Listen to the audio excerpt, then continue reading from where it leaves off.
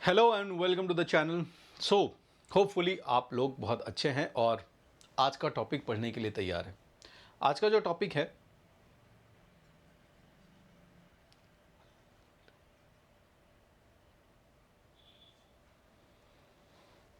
Hello and welcome to the channel. आज का जो टॉपिक हम डिस्कस करने जा रहे हैं दैट इज एंशिएंट अथॉरिटी। इसके सारे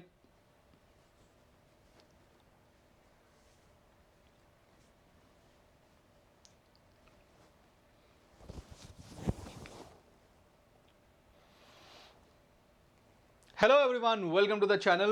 होपफुली आप सब लोग बहुत बढ़िया से अपने क्लास 12 के जितने भी टॉपिक्स अभी तक कवर हो गए हैं उनको समझ चुके हैं।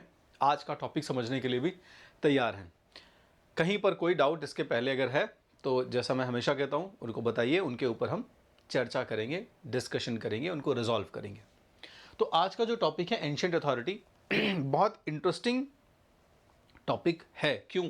इसमें हम खोजने की कोशिश करेंगे, उसको एक्सप्लोर करने की कोशिश करेंगे। किस एस्पेक्ट को? जो ये इस्टेब्लिश करने की कोशिश करेगा कि whether there was any authority in Harappa और not, in Indus valley civilisation और नॉट। क्या कोई ऐसी व्यवस्था थी, कोई ऐसा मैनेजमेंट था, कोई ऐसी अथॉरिटी थी, कोई ऐसा पर्सन था या एक कोई बॉडी थी ऐसी जो कोऑर्डिनेट करती थी हड़प्पा या इंडस वैली सिविलाइजेशन की सारी एक्टिविटीज़ को।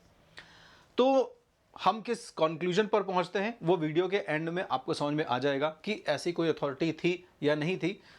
चलिए आर्कियोलॉजिस्ट की नज़र से इसको समझने की कोशिश करेंगे, ठीक है? क्योंकि जो लोग एक्सकेवेशंस कर रहे हैं यही हमें बता रहे हैं कि अभी तक क्या हुआ। इन्हीं की नज़र से हमने देखा, आर्कियोलॉजिस्ट की नज़र से देखा पूरे इंडस वैली सिविलाइजेशन या हड़प्पा को। तो अब ये टॉपिक भी उन्हीं की नज़र से हमें समझना है कि क्या यहाँ पर कोई अथॉरिटी है कि नहीं है। तो क्या कह रहे हैं? There are indications of complex decisions being taken. अभी तक जितना आपने पढ़ा है इस पूरे चैप्टर में आपने हड़प्पा के सब्सिस्टेंस स्ट्रेटजीज़ के बारे में पढ़ा और आपने देखा कि इनकी जो सब्सिस्टेंस स्ट्रेटजीज़ हैं इसमें कुछ कुछ ईडेबल चीज़ें एनिमल्स और प्लांट वेस्ट थी। फिर आपने देखा कि ये जो जितने भी चीज़ें ये लोग कंज्यूम करते थे, खाते थे, इनको बाद में इन्होंने ग्रो किया। तो आपने देखा कि एग्रीकल्चरल सिस्टम और किसी भी सेटलमेंट में पहले एग्रीकल्चर ही होता है और जब एग्रीकल्चर आगे बूस्ट हो जाता है, बहुत सरप्लस हो जाता है, तब फिर उसके सिटी बनने के जो कैरेक्टरिस्टिक्स हैं वो इमर्ज होना शुरू होते हैं। मेसोपोटामिया में आपने ये सीख लिया बहुत अच्छे से कि सिटी लाइफ कैसे इमर्ज होती है। सिटी का मतलब सिर्फ लोगों का सेटलमेंट नहीं है, बल्कि क्या है कि उसका फूड प्रोडक्शन की मेथड के ऊपर दूसरी मेथड्स में पहुंचना, जैसे ट्रेड, कॉमर्स और ये सब कुछ। फिर एग्रीकल्चर के बाद आपने ये देखा सबसे बेहतरीन चीज़ इनकी टाउन प्लानिंग। टाउन प्लानिंग में तो आपने इतना डाइवर्स देखा कि वेयर हाउसेस बने हुए हैं, ग्रेट बाथ बने हुए हैं, घर जो बने हुए हैं कितने सुंदर तरीके से बने हुए हैं। फिर आपने आपने और देखा इनका क्राफ्ट और ये सब कुछ एक एक करके।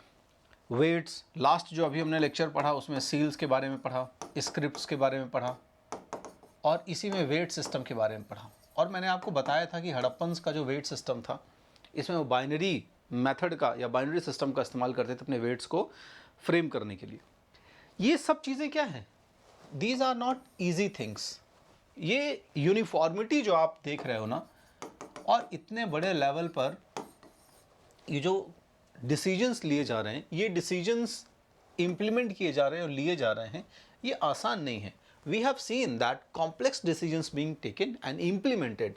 ना सिर्फ कड़े, कठिन, क्लिष्ट या कॉम्प्लेक्स डिसीजंस समझ रहे हैं?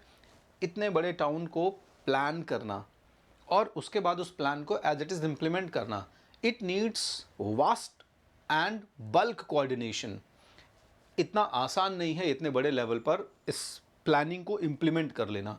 वैसे ही एग्रीकल्चर में, तो एग्रीकल्चर एक्टिविटी में भी शुरुआती दौर पर ये बहुत सिंपल रही होगी, लेकिन आगे जाके तो ये कॉम्प्लिकेट हो रही थी। मतलब कहने का कि आगे जाके इसमें कॉम्प्लेक्सिटीज़ आ रही थी।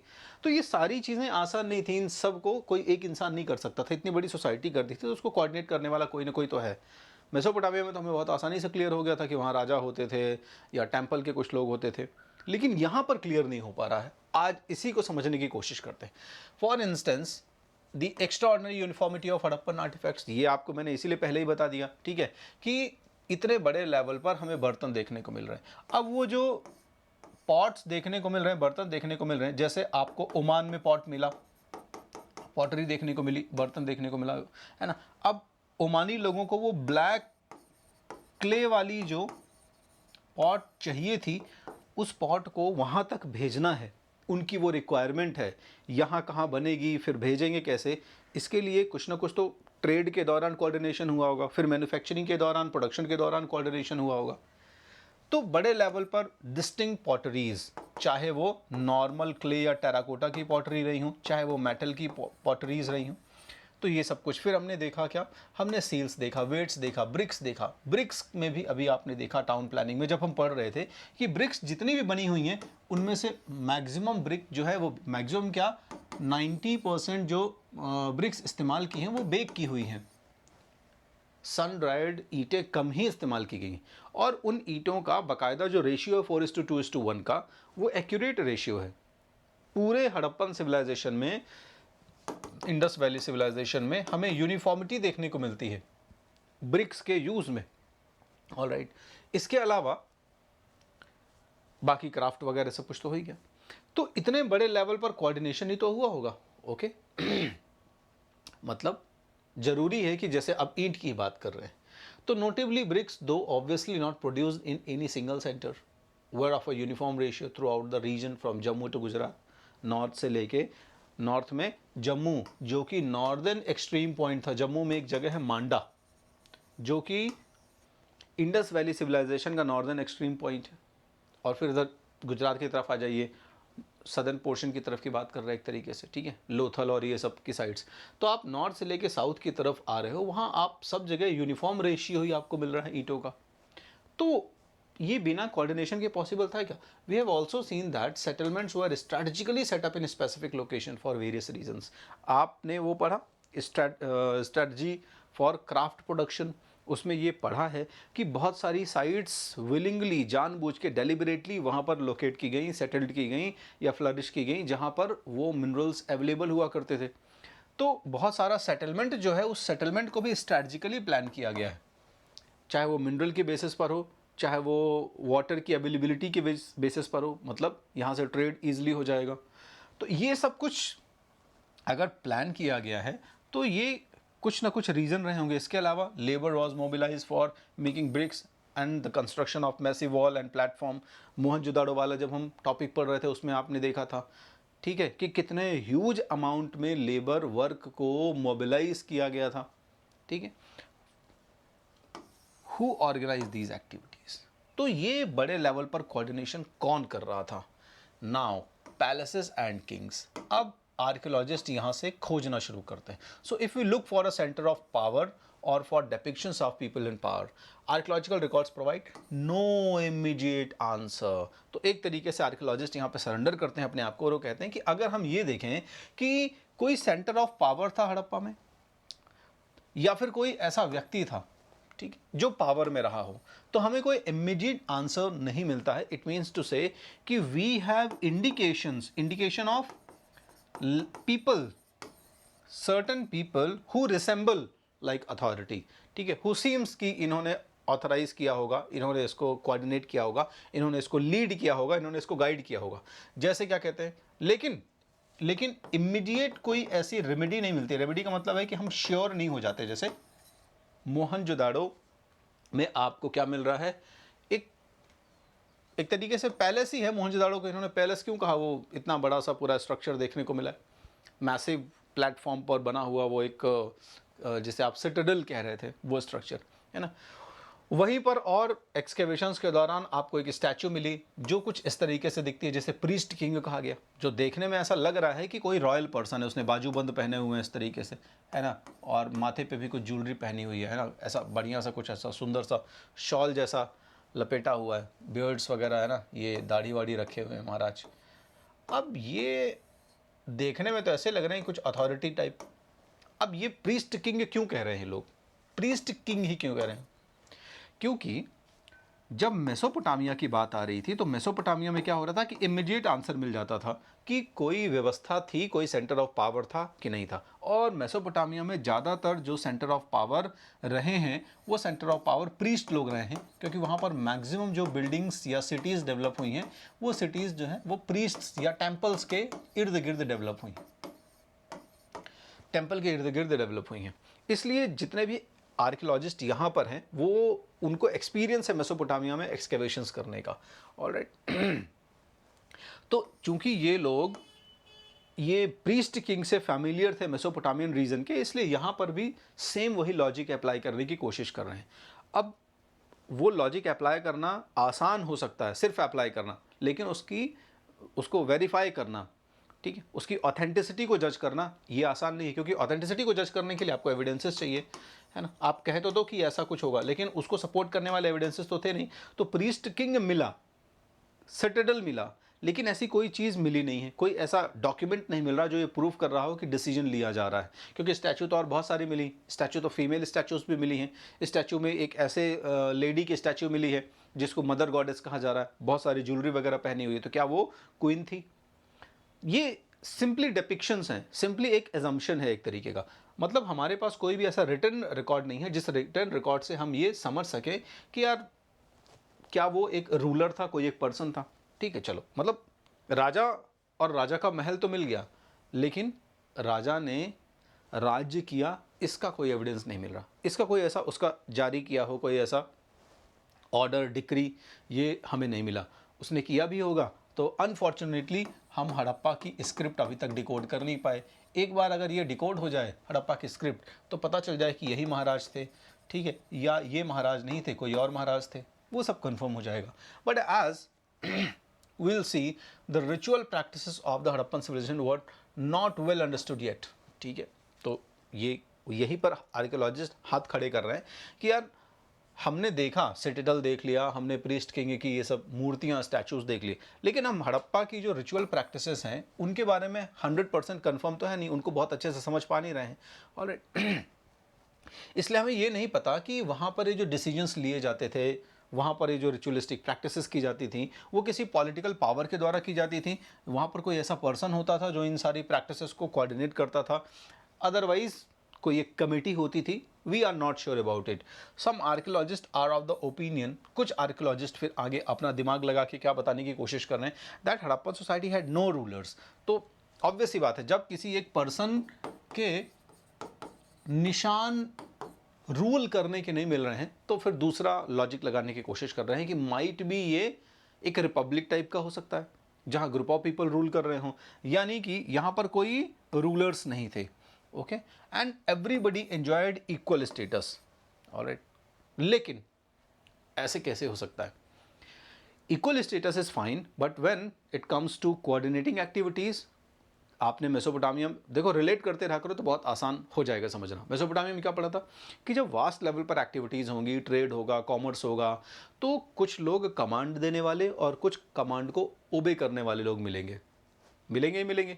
तो यहाँ पर ये कहने की कोशिश कर रहे हैं आर्कियोलॉजिस्ट कि फ्री सोसाइटी थी, सारे लोग अपना एकदम इक्वल फ्री इंडिपेंडेंस में रहते थे, कोई ऐसा डिस्क्रिमिनेशन नहीं था कि कौन कमांड करेगा कौन ओबे करेगा, सबको इक्वल स्टेटस था। तो फिर अब ऐसी स्थिति में, ऐसा सिचुएशन में मैनेजमेंट कैसे होगा? भाई हमने पढ़ा कि ट्रेड होता था, तो ट्रेड के दौरान एक पर्सन होगा ना जो ट्रेड को रेगुलेट कर रहा होगा, और एक होगा जो ट्रेडर होगा, और कुछ लोग होंगे जो लेबर का काम कर रहे होंगे। ऐसा होगा नहीं कि यही व्यापारी अपना पूरा सामान उठा के रख रहा होगा, कुछ लोगों को ये कमांड तो कर ही रहा होगा।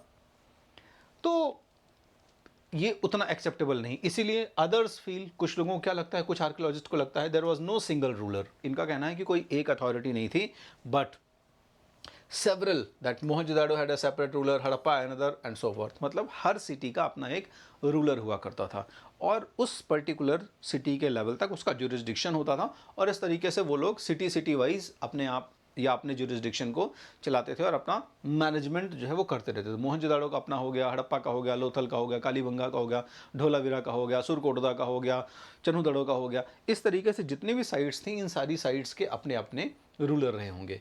कुछ लोगों का क्या कहना है, yet another argue that there was a single state. कुछ लोगों का कहना है नहीं, अलग अलग नहीं थे, बल्कि ये पूरी इंडस वैली सिविलाइजेशन एक सिंगल स्टेट की तरह काम करती थी। That whole Indus valley civilisation work as the single state.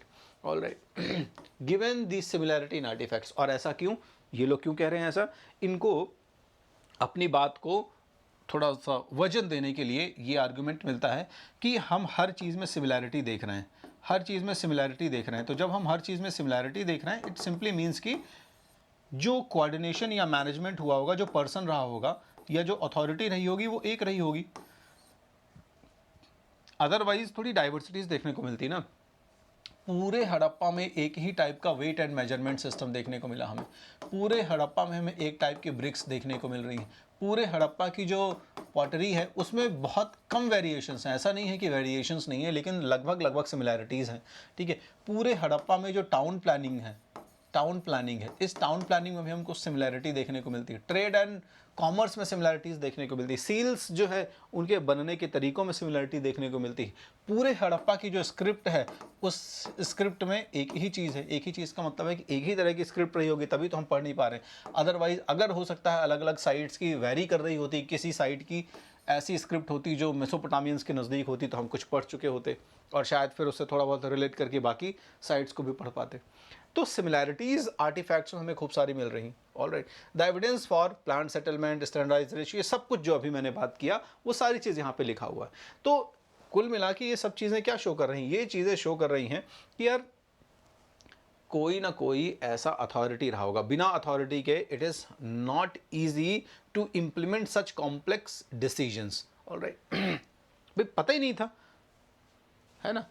लोग लेबर क्लास का अगर इंसान होगा तो उसको संभव ही नहीं होगा ना कि वो इतने बड़े बड़े डिसीजंस को कर लेगा।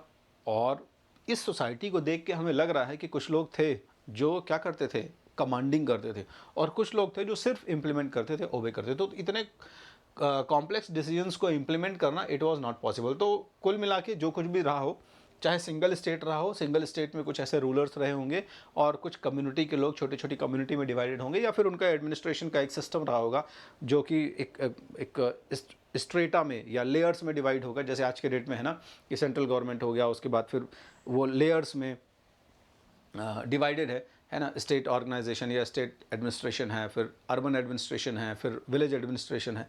तो इस तरह से करके कुछ ना कुछ तो व्यवस्था इन्होंने बनाई होगी। वी आर नॉट श्योर कि क्या एग्जैक्टली व्यवस्था थी, बट कुछ ना कुछ इस तरीके का सिस्टम रहा होगा, एंड दैट इज़ मिस्ट्री।